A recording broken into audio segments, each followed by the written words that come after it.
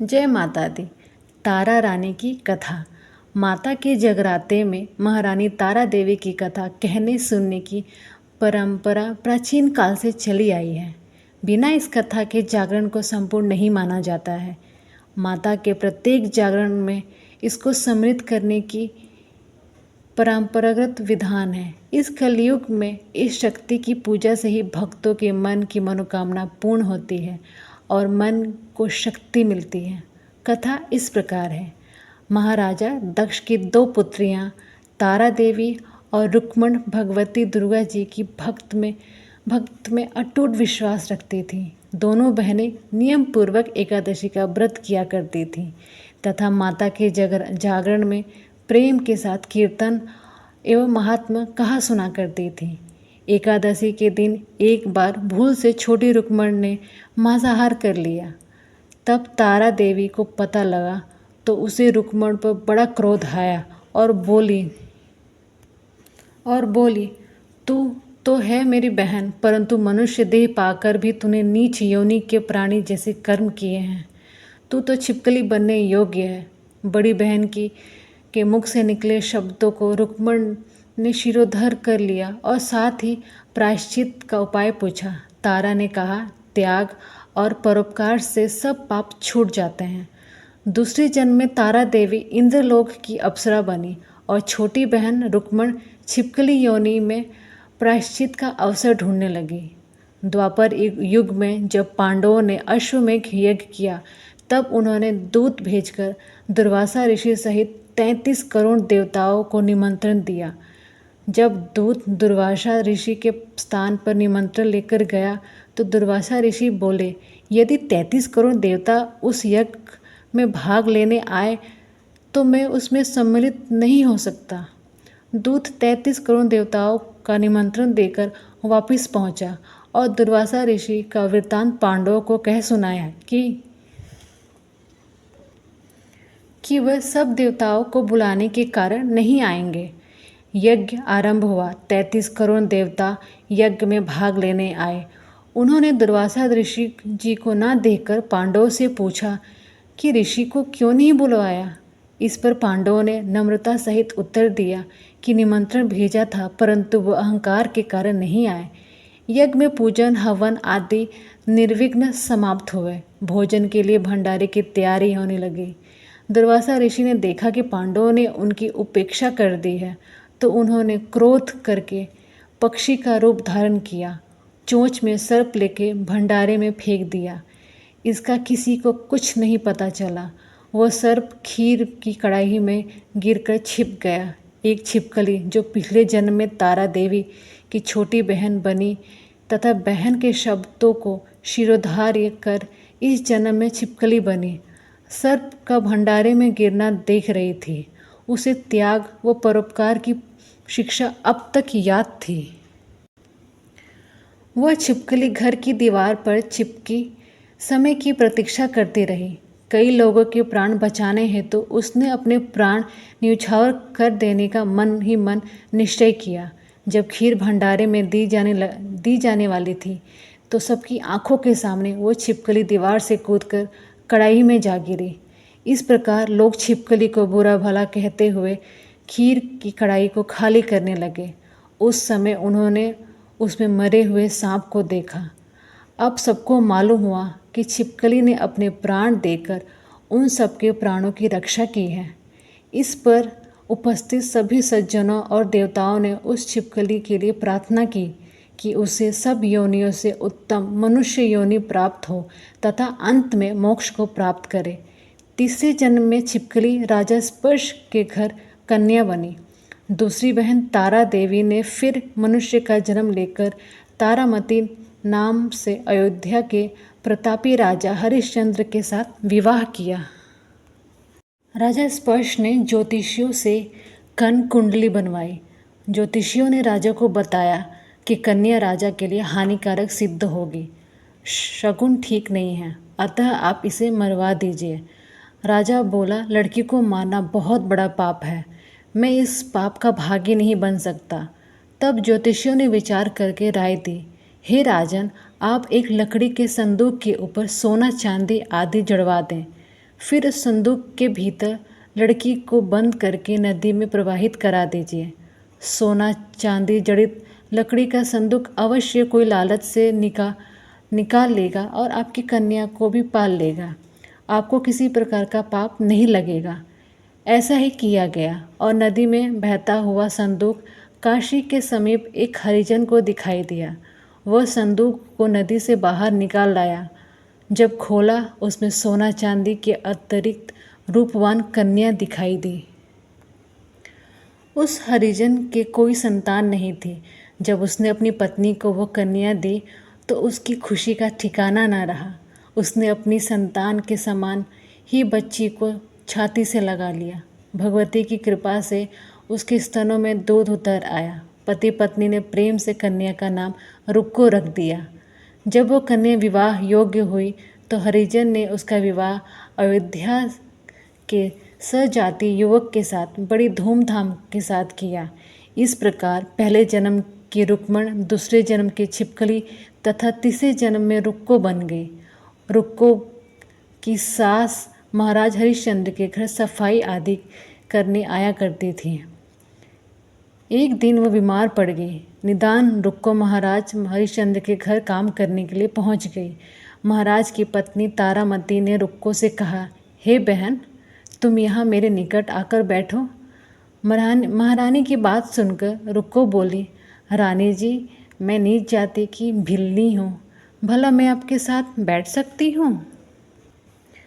तब तारामती ने कहा, बहन, पूर्व जन्म में तुम मेरी सगी बहन थी। एकादशी का व्रत खंडित करने के कारण तुम्हें छिपकली की योनि में जाना पड़ा। जो होना था सो हो चुका। अब तुम अपने इस जन्म को सुधारने का उपाय करो तथा भगवती वैष्णो माता की सेवा करके अपना जन्म सफल बनाओ। ये सुनकर रुक्को को बड़ी प्रसन्नता हुई और उसने उसका उपाय पूछा। रानी ने बताया, वैष्णो माता सब मनोरथों को पूरा करने वाली हैं।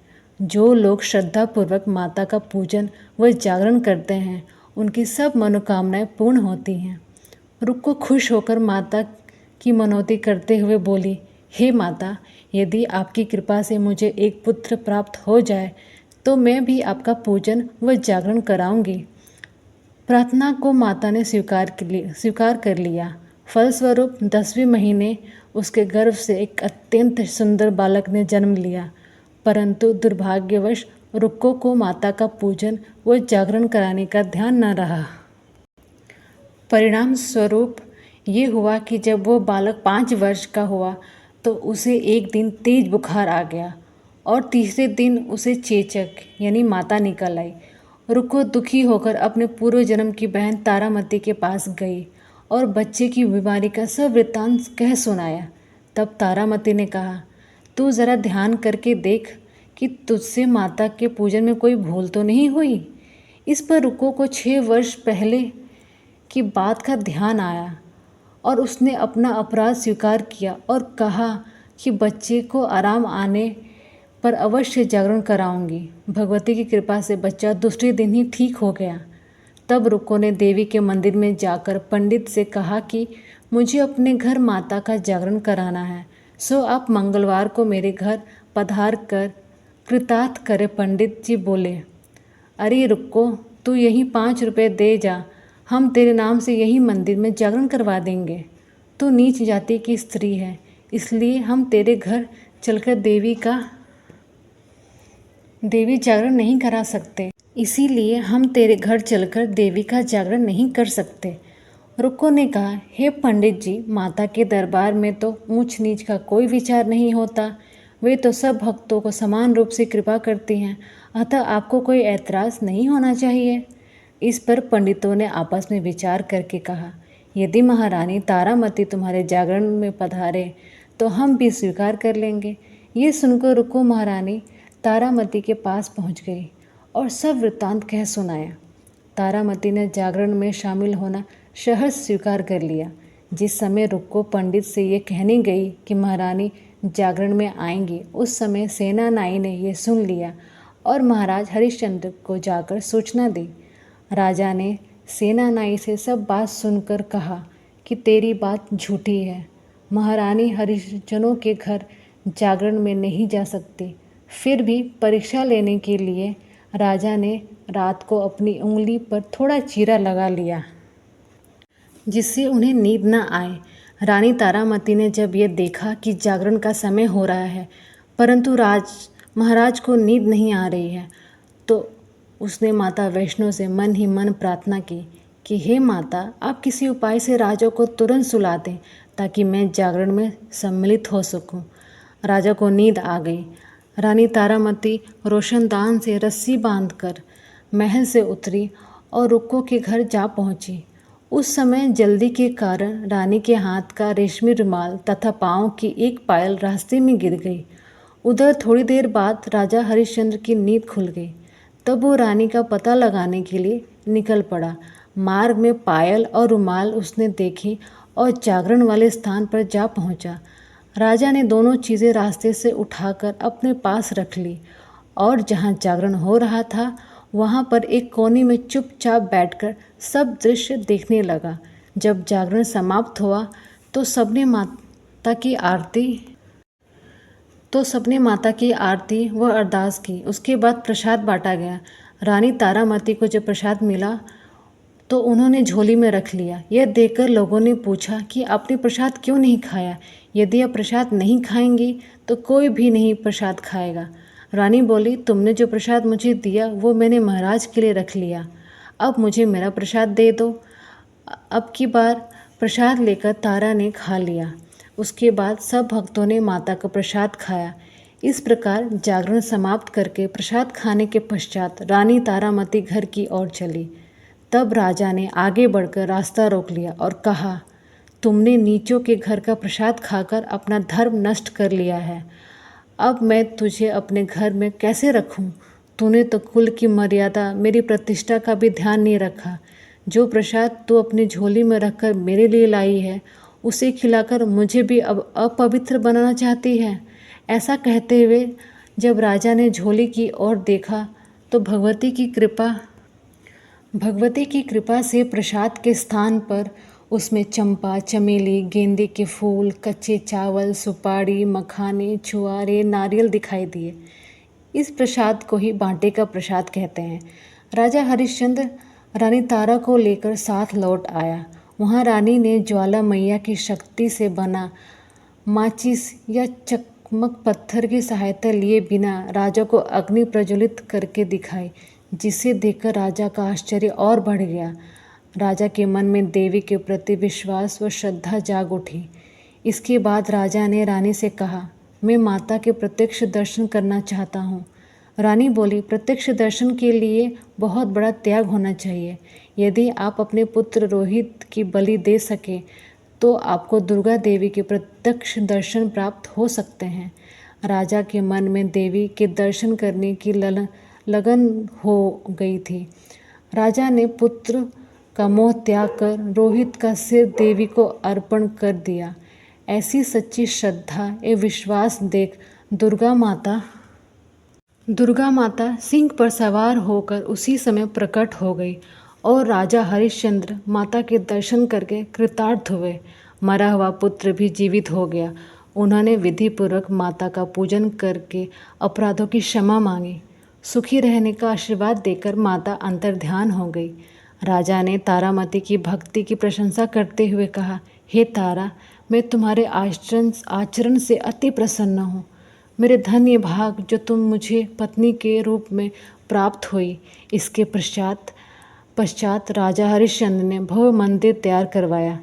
रानी तारा देवी एवं रुक्मण दोनों मनुष्य योनि से छूटकर देवलोक को प्राप्त हुए।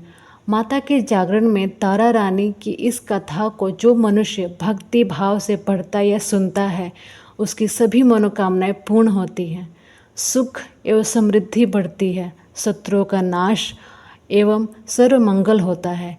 इस कथा के बिना जागरण संपूर्ण नहीं माना जाता है। जयकारा शेरा वाली माता की, बोल सांचे दरबार की जय। जय माता दी।